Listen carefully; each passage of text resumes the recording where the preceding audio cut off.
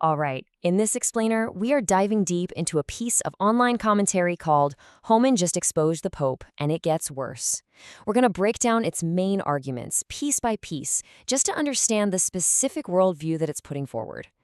So the whole piece is really built around this one single powerful idea that the host credits to Professor Gadsad, suicidal empathy.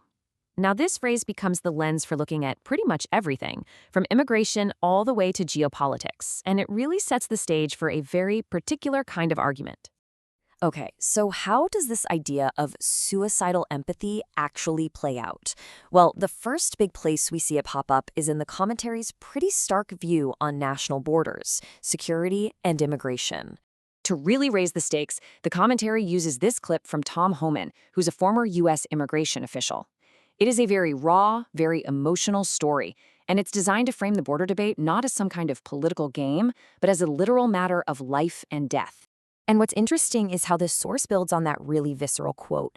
It uses Haman's experience to argue that policies framed as compassionate, like the ones it says the Pope supports, can actually lead to what it calls brutal, unintended consequences.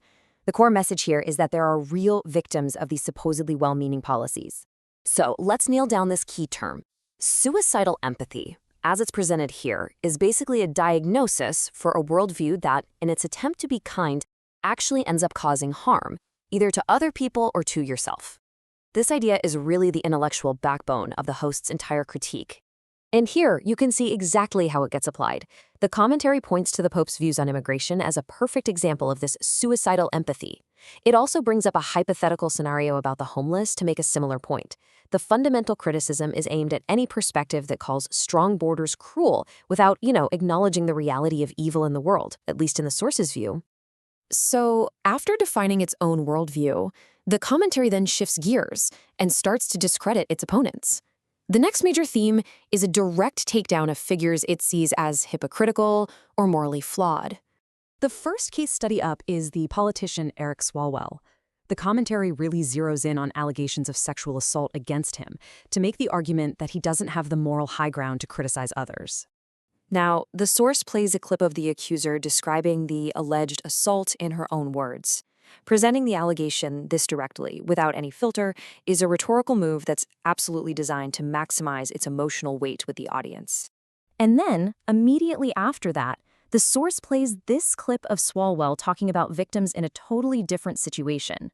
Putting those two clips back to back like that is obviously very intentional. It's meant to paint a picture of massive hypocrisy, which is a central theme in how the source criticizes its opponents. Then the focus pivots from a single person to a whole group, an activist flotilla.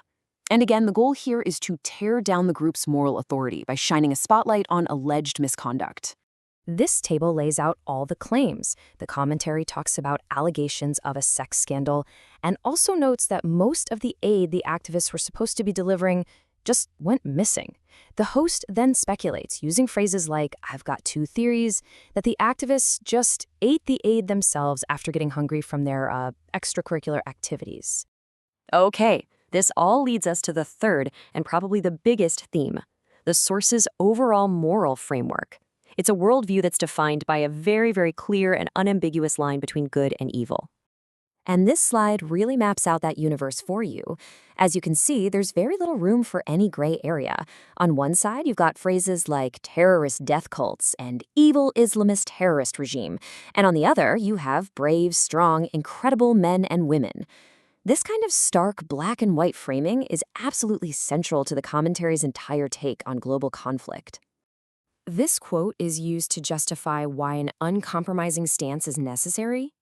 The commentary presents Israel's actions as a direct and essential response to historical trauma, arguing that its resolve is basically a survival mechanism to make sure that history never, ever repeats itself. So, this moral framework, it naturally leads to a very specific philosophy on how to act. The source argues that in a world that has evil in it, peace isn't just a passive thing you hope for, it's something that has to be actively fought for and defended. You can actually break that philosophy down into a pretty clear four-step process. First, you have to accept that evil is real. That acceptance then means you have to be willing to pay the ultimate price for peace, which sometimes means going to war. And the final step is to maintain that strength to scare off future conflicts.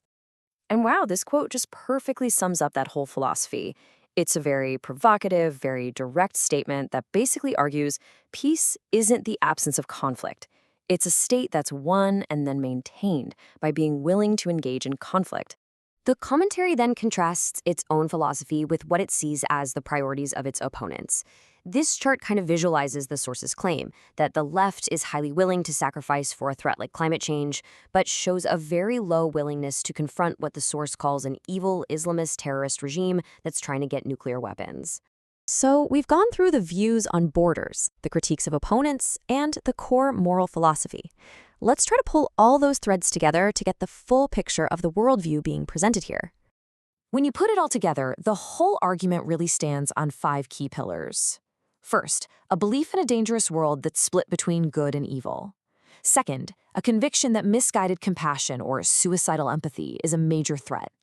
Third, a philosophy that peace requires strength. Fourth, a view of opponents as hypocrites. And finally, a belief that directly confronting evil isn't just an option, it's a moral duty. And that leaves us with one last question to think about. This commentary is a really powerful example of a certain style of argument. It's emotional, it's morally black and white, and it's super confrontational. It's probably worth thinking about what happens to our public conversations when really complex issues are constantly framed in these terms. What do we gain, and what might we lose?